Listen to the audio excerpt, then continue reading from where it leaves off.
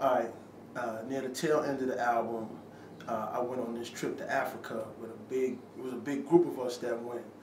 And that's really what changed my life, because we really went for a week. And then like we got to the airport after the week, and I was like, yo, give me my bags back. I ain't even leaving. I can't even leave yet. But while I was there, man, as soon as we got off the plane and we was dealing with the translator and the tour person and all that, and he found that I had a record. He was like, you got a record? He was like, oh man, he's the best English-speaking African that I met while I was there, period. My boy Francis. We just hooked back up again after like 10 years or more, like about a year and a half ago in Indianapolis. I found out it was his first time in the States. I was like, I'll be in that in a few days. I'll see you.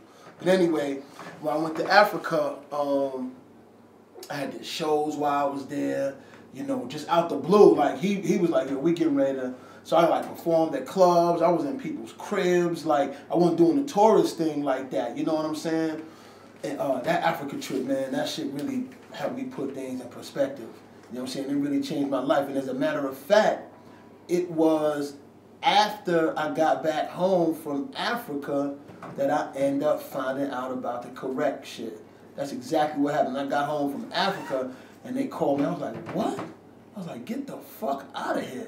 You know what I'm saying? But Africa, man, that shit changed my life. That shit changed my life. It humbled me more, made me look at things differently. It would be like 2:33 in the morning, man, and I'd be walking in the street and I'd be like, God damn, I'm walking in Africa for real. Like, you know, it was mind blowing. And the hospitality, it was like everybody could tell I wasn't from there, but it was like the poorest of the poorest people. Old ladies was like, they were coming up to me speaking in their native language. I'd be like, what did he say? She wants to know if you're hungry, if you're thirsty, if you have a place to sleep. They know you're not from here. They want to know if you're lost, if you need any help. And I'll be walking down the street, there'll be people I don't know, like, my brother, oh, God, like, you look just like my brother. Like, they had like a social thing that it's a sweet tea that they drink. And this is in Senegal. There's a sweet tea that they drink as like a social thing. And, you know, they'd be like, man, come on and have tea with us. You know, we'd be just standing, shooting shit, pour a little shot glass of tea. Oh, incredible, man. When I came home, man, it was like, like I said, that when it was time to leave, you know, I was at the airport, man. It was like a spiritual thing, man. Like, I could not stop motherfucking crying. My eyes, I was just like, man, I can't even stop it. I was like, miss, you got to give me my bags back. I was like, you got to give my boy was like, yo, you staying? I was like, yo, I can't go. He was like, give me my bags back too. But at the time, I had a little bit of guap. You know, and it was like, now that I'm thinking, I'm like, damn, they had ATMs in Africa back then. But technology, a motherfucker. And we just hotel hopped, man. We just was like, we stay here, we stay here. We kept our bags at some cats we met that was at the university.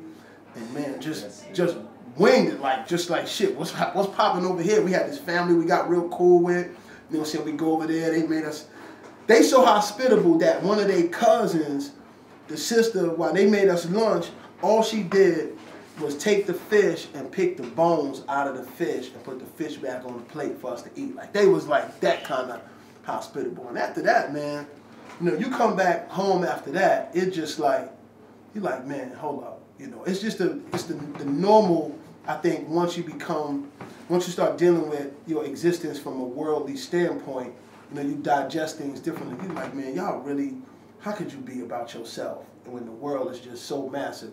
You know, you selfish than a motherfucker. I don't want to deal with you.